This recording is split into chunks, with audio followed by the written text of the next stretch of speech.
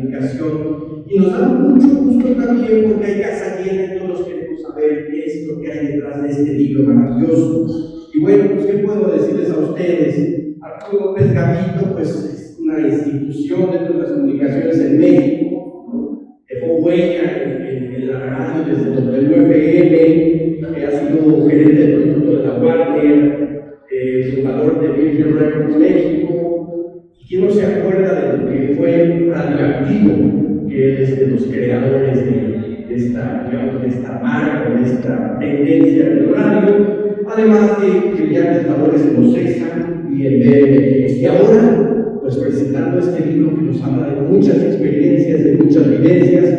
Y aquí, más que ser el juez de hierro, va a ser el amigo que nos contará parte de su experiencia. Y me acompaña Mariana H., que pues decía, pues también años de experiencia en los medios de comunicación, en la radio, y además autora de dos libros que yo creo que son muy importantes para entender no solo la música y la literatura en México, sino también nuestra sociedad. Estos libros son A través del vaso, que habla sobre músicos y músicas en México, y otro libro que es Neurosis, Sustancias y Literatura, ¿sí? Que son entrevistas con escritoras y escritores en México. Muchas gracias también a Palacio de Minería por este maravilloso espacio. Estamos aquí en un lugar increíble, y pues no quito más tiempo, solo diré que tendremos una hora de presentación con una serie de 10-15 minutos para preguntas y respuestas, y de inmediato, por filas, nos iremos a la firma de ejemplares con nuestros queridos personajes, a los que vamos a recibir con un fuerte aplauso.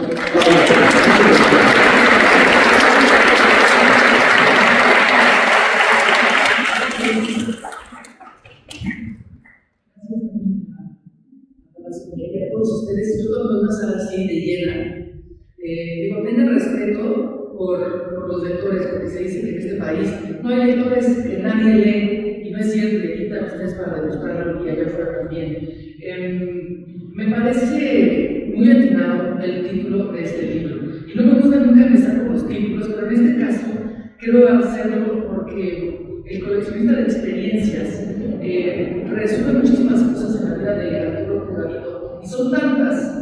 No es anécdotas, no es memorias, no es te voy a enseñar cómo ser un gran empresario o ser exitoso en la vida, sino poco a poco ir recopilando todas estas experiencias. Pero el rango es muy amplio, desde lo más independiente hasta lo más comercial, desde algo como justamente decías, Radioactivo, que era una estación provocadora, que era creatividad, hasta cosas mucho más comerciales que son masivas y que tienen otro tipo de rango y por supuesto otro tipo de experiencias. Va desde la comida casera, la sopita de fideos, los frijolitos, hasta ser masterchef, ¿no? Y todo el camino que se recorre en todos esos pasos, y todos son importantes además. Va desde conocer y descubrir a artistas que nadie conoce, músicas y músicos que nadie conoce, ni siquiera él conocía, hasta entrevistar a Mick Jagger. ¿Qué te crees? Pocas personas en este país pueden contar ese tipo de experiencias, por eso justo pienso que el título es muy afortunado. Me gusta también no poder encasillar este libro autoayuda, cómo ser feliz, cómo vencer tus miedos, el ego. No, es mucho de eso, sí, pero también otras cosas, no nada más triunfos, hay fracasos que muchas veces, y como él mismo lo dice, aprendemos más de ellos. No es alguien que se presente como yo nunca he tenido problemas con mi ego, ¿no? Justo porque él mismo dice que los ha tenido, es que puede catalogarlos, definirlos y regalarnos a nosotros como lectores para ver qué hacemos con ellos, si los tenemos o no, si nos sirven o no. Quiero decir también que Arturo López Gavito es un tipo muy divertido. Sí lo ven muy serio, porque además él siempre está comprometido con su trabajo. Sí se juez de hierro, sí es el chef, a veces incluso hasta solo, pero es un tipo muy divertido. Y los amigos que estamos aquí, que queremos tanto, no dejan mentir, hemos pasado miles de noches de risas, locas absolutas, de los pobres como para el día siguiente, que están todo aquí para corroborar, también su hijo, que nos ha visto así como decir esto, ¿qué les pasa? No paran de reír. Su risa es muy escandalosa y también muy contagiosa. Es muy alburero, eso tal vez no puedo mostrar aquí, pero lo dice en el libro y dice quiénes fueron sus maestras. Eso es otro punto importantísimo de este libro. Los maestros y las maestras de Arturo López Galindo, con quien se ha relacionado, quienes les ha aprendido, quienes lo han regañado también y que por eso lo han construido. Él a su vez es un gran maestro para muchos de nosotros. Quiero también recalcar que todas estas etapas, y estoy mencionando solo algunas, siempre han estado de la mano de la música. Si cocina está lleno de música, si escribe supongo está lleno de música, si está trabajando es por medio de la música, con o dentro de ella. Este libro no es la excepción porque también cuenta con un soundtrack. Y para darle la palabra a Arturo López Galindo les cuento algo que es muy importante para mí. Algún momento, una de mis múltiples crisis existenciales, le dije: padrino, échame la mano. Es que me acaban de contratar para un programa premium y tengo mucho miedo porque yo que también trabajo con la música, yo no quiero hablar de adolescente, yo no quiero hablar de rebelde, yo no quiero hablar de telenovelas, no sé nada de eso y tengo mucho miedo. Entonces con esta parsimonia que Arturo me dijo: a ver, primero es un trabajo y el trabajo se agradece en cualquier momento de la vida, en este más, porque era pre-pandemia. Dije: tienes un gran punto. Y lo otro que me dijo es: mientras sigas siendo tú, lo que digas, lo que esté alrededor, tiene que ser congruente contigo, no tienes que estar, digamos, a merced de algún medio o de algún apuntador que te esté diciendo qué decir o qué hacer. Y por eso me remito a la palabra congruencia, porque me parece esencial en este libro. ¿Y qué es lo que te digo Arturo López Galindo? Es decir, cuando en programas como la Academia, ¡ay, esto padrísima tu actuación!, él dice: no, es horrible, esto es espantoso. ¿Cómo que esto es espantoso? Esto es espantoso lo que acabas de hacer. Tenle respeto al otro se le puede mentir. Yo ahí es como digo: claro, se puede estar en espacios muy distintos, pero siempre tener congruencia. Por último, cuando alguien lee el libro de un músico, de un empresario, de un doctor, se nota cuando no lo escribe él. Y cuando sí, se nota cuando sí lo escribe. Yo agradezco como lectora que esté la voz de Arturo López Galindo, su trabajo, que no haya contratado, como se suele hacer, y es válido de alguna manera, a un ghostwriter, como se dice en inglés, o a un negro, como se dice en español, muy políticamente incorrecto hoy en día, pero que él se haya sentado a decir: horas nalga, y voy a estructurar esta parte de mi vida, estas partes de mi vida, sin ser, digamos, de oficio escritor. ¿Cómo fue esta primera labor? No sé si esta primera página en blanco, hubo una estructura, hubo miedo, hubo ilusión. ¿Cómo fue el decir: aquí empiezo? Antes que nada, muchas gracias a todas y todos por estar aquí. Un sábado hermoso, en una tarde muy calurosa, con gente que amo y gente que ha estado presente a lo largo de mi vida. Muchas personas que también, sin ser necesariamente familiares míos, se han adherido a este camino. Y quiero empezar antes de responderle a Mariana que todo esto ha resultado muy común. La primera vez que se presenta la oportunidad de escribir un libro, siento que yo tenía el libro de alguna manera escrito en piezas sueltas en mi cabeza. ¿De qué hablo todo el tiempo? ¿Qué es lo que de pronto me mueve y qué es lo que también se convierte en algo esencial para mí? Y lo fui metiendo, todas estas piezas estaban sueltas y se fueron moviendo también como un rompecabezas. Y cuando empiezo a llenar el libro, es una confrontación personal muy difícil y se convierte en una terapia personal.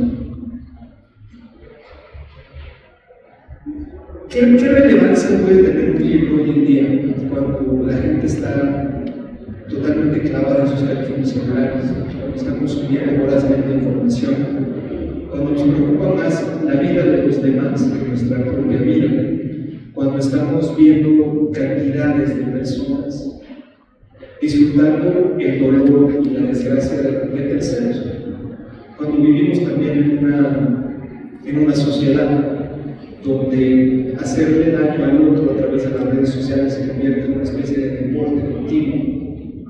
Yo dije, bueno, pues este libro se tiene que convertir convertir en una herramienta, en una buena herramienta, en una herramienta donde debe existir la oportunidad de que la gente haga lo que yo hice, que fue una introspección personal, para de la narrativa de las experiencias, de lo que yo había conocido, de la información que estaba suelta, de pronto transformarlo en un texto de valor.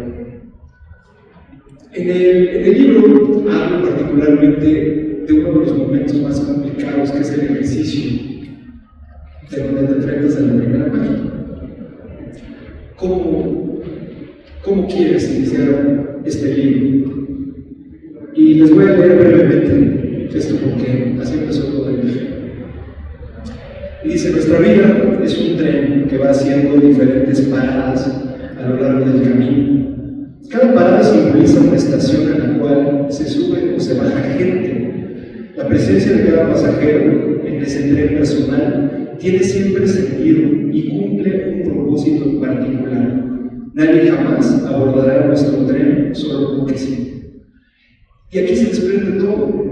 Es un análisis de cómo debemos de quitar nuestros apegos, cómo debemos de quitarnos también de la mente, que podemos controlar las acciones y la mente de los demás, y cómo realmente es que debemos de vivir nuestra vida en paz, a través del perdón en muchos sentidos, y de quitarnos los lastres personales. Y tienen después entrelazados muchos valores de creatividad, de los cuales vamos a platicar. Espero.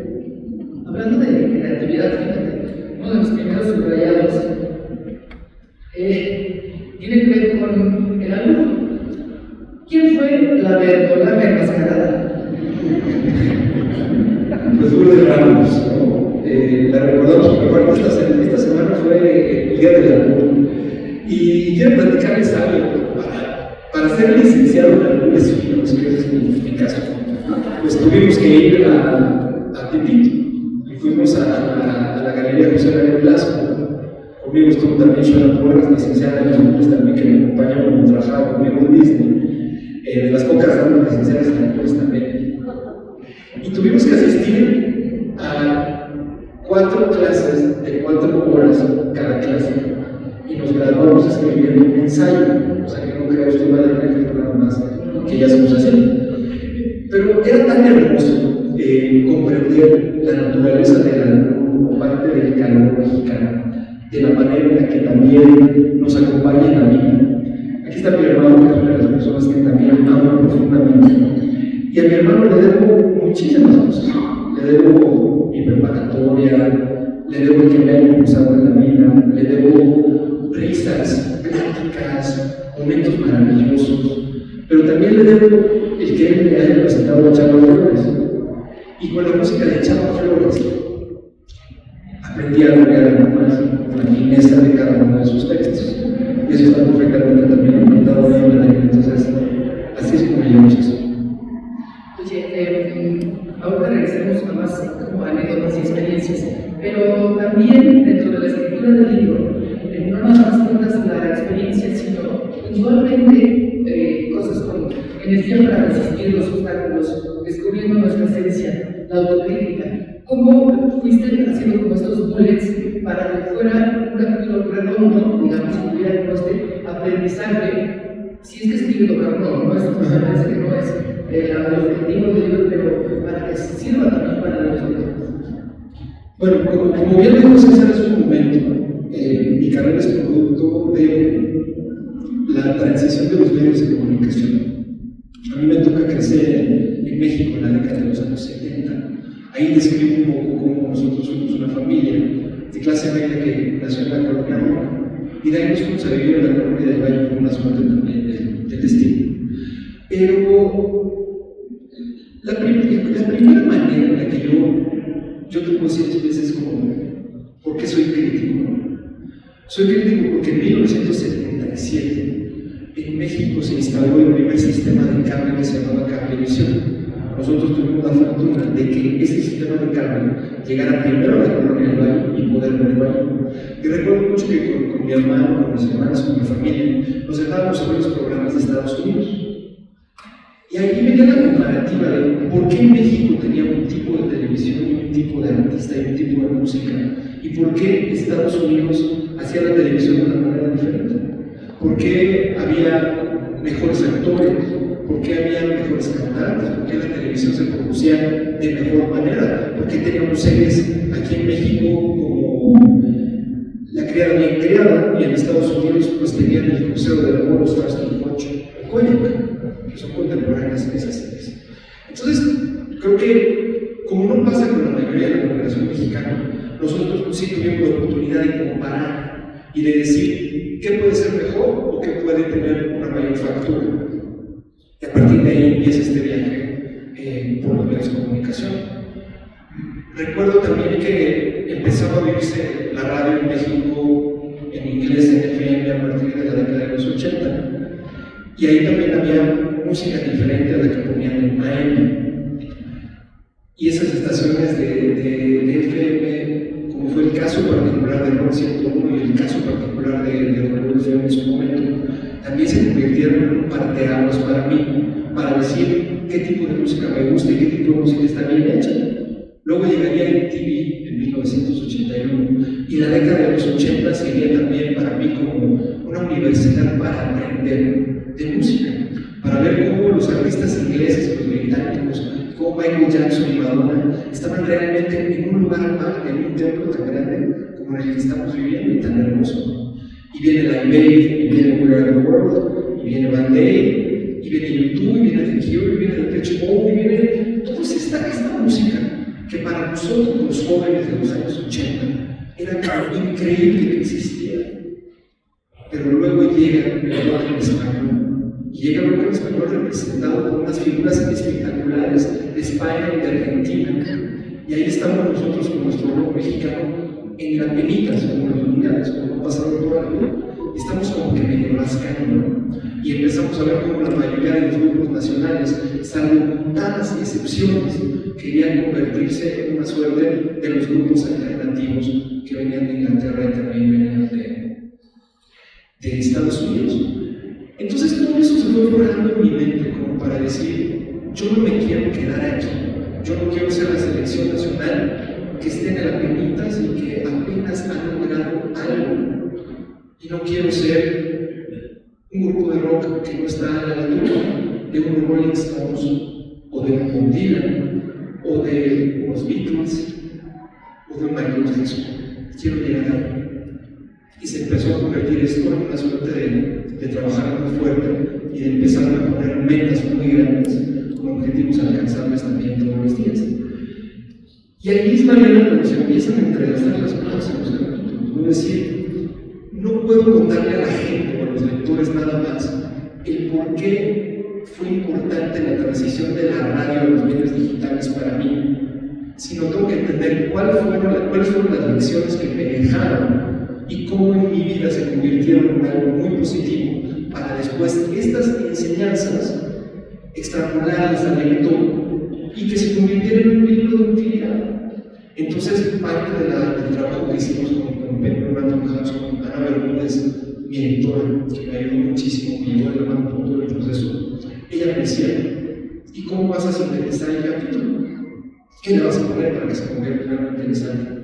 Y así es como está la síntesis al final, de decir, estás leyendo un libro, que es un libro fácil de leer, pero ¿cómo vas a tener las enseñanzas para la gente al final del día? Y así lo logramos.